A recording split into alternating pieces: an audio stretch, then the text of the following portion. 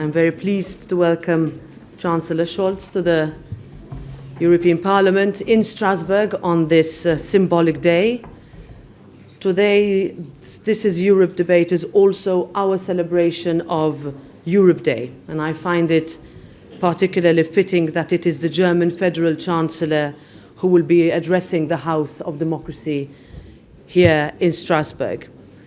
Europe Day is a day to celebrate European peace and unity, a day to reflect on our achievements, but also our shortcomings, a moment to look at the bigger picture. The reality is that the Union is not perfect, but it works. It has delivered because we get more when we are together. And our Union has stood up to the test of times. And my firm conviction is that Europe is worth it.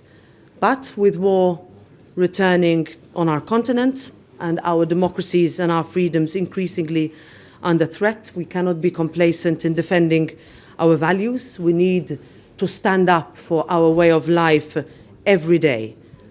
The world is changing and we must change with it. And as the Chancellor has rightly said, we need daring solutions. We cannot be afraid of change. So on this Europe Day, my pledge is to recapture the sense of hope and possibility that the European Union offers.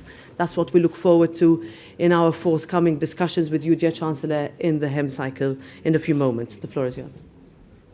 Dear Madam President, first of all, let me thank you very much for your kind invitation and the warm welcome. It's an honor to have the opportunity to speak in the European Parliament, especially on Europe Day. On this day, marking the anniversary of the historic Schuman Declaration in 1950, we celebrate the unity of Europe and we demonstrate that we stand united. This day is a reminder of importance to work together for a peaceful and prosperous future of all Europeans.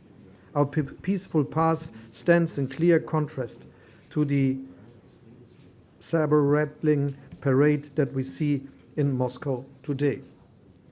The President and I had a fruitful exchange on the current situation. These are challenging times. War returned to Europe. The Russian aggression against Ukraine is also an attack on the values and principles that have guided us since founding the European Union. The respect of human rights, of international law, freedom and democracy, and the right of self-determination. Together we will defend these principles. Together we will support Ukraine as long as it is necessary. At the same time, we are confronted with other challenging developments such as climate change or increasing migration.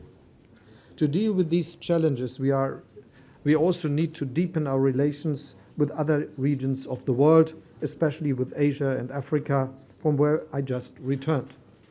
We need to work with them jointly as partners, and we need to become a more geopolitical European Union.